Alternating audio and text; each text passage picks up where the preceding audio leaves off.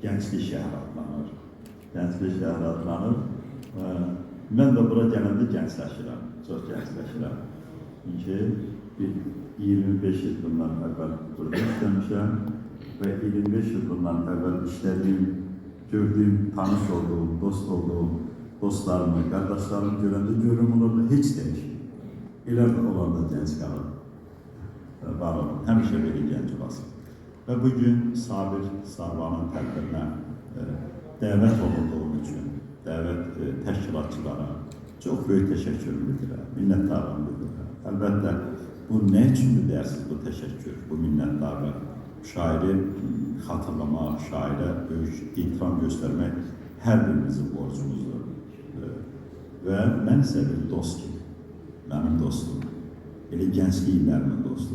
Elə bu gənclik sözünü yaman çox dedim. Doğrudan da beləydi. Çünki Sabir Sarvanı mən Gənclər jurnalı çıxırdı. Deməli, rəhmətli Məhəmməd İsmailin redaktorluğundan, baş redaktorluğundan Gənclik jurnalı və rus dilində də, Gənclik və Molodus rus dilində də çıxırdı bu jurnal. O dövr üçün, yəni mən söhbət edirəm 88-ci il, 87, 88-ci illərlə bu jurnal çıxırdı və 92-yə qədər çıxdı.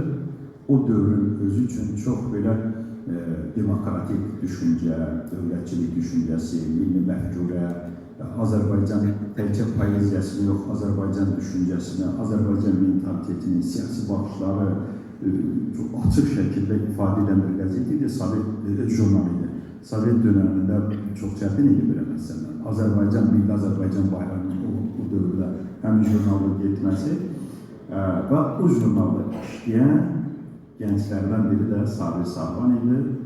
O dövrdən dostluğumuz başlamışdı və bir də Sabir Sarvan yaradıcılığıyla yanaşı, poeziyasının yanaşı, həm də yaxşı mənada bir qirayət stili var idi. Və yenə Məhəmməd İsmailin yadından çıxıb 50 jubileyi idi, 55 jubileyi idi, Filarmoniyada tədbir keçirilirdi. Onda deməli Sabir Sarvan Məhəmməd İsmailin Ağdaş, Qaradaş, Tapmadım, Tapeydim, yaxşı da bir şeirdir. Bu şeirini elə gözəl ifadə etdi. Həmin hərəkətləri, mimika, belə o şeirin özünün ifasında, qirayətlərinin bir ifasında o qədər yüksək bir tərzdə çatdırdı. İndiyə qədər bax, o mənim gözlərimin önündə. Və sonradan elə olduğundan Sumqayıtda işlədim, maliyyədə işlədim. Onda çox yaxın dostum. Yəni münasibətimiz daha da isti münasibətimiz oldu. Tez-tez görüşürdük, tez-tez gəlirdi və Sabir Sarvanla dostluğunla yanaşı mənə çoxlu dostlar, qardaşlar özüylə bərabər məni də dostlaşdırdı. Mənim elə oğlum Zirəddin Qafarlı ilə də biz belə orta məktəbdən mən tanıyırdım. Ancaq belə mən Bakıda yaşayırdım, Zirəddin Qafarlı Sumqayıtda yaşayırdı. Ona görə əlaqələrimiz açıq belə rayonda toydan toya, şandan şana görüşəndə olurdu. Sonra deməli Sabir Sarvan bir dəfə indi Zirəddin Qafarlı deyil, mənə deyil. Gəldi, dedi ki, bəs Zirəddin də biraz Zirəddin Qafarlının biraz xırda-para problemləri var idi. İndi açıqı oğlu biraz xəstələnmişdi. Onda mənə çox belə deyildi, təkidlə bir irad bildirdi ki, sənin niyə xəbərin yoxdur, niyə əlaqə saxlamırsan?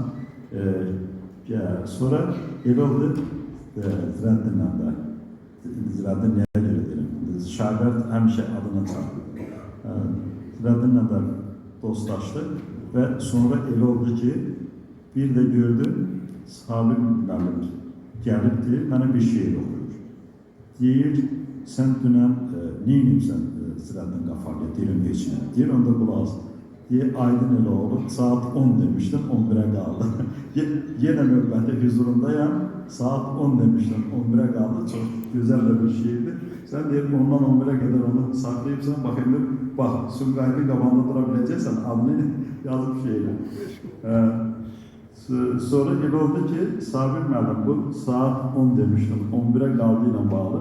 Bu maliyyə idarəsində biraz bu xəzinədə gecikmə olur. Mətləb müəllim çox yaxşı olan dostlarımdır. Bir də Akif müəllim var maliyyədə. Bu sənəddə biraz gecikmə olur. Onda deyir ki, Sumqayıt Sabir Nəsimidir Sumqayıt tələb.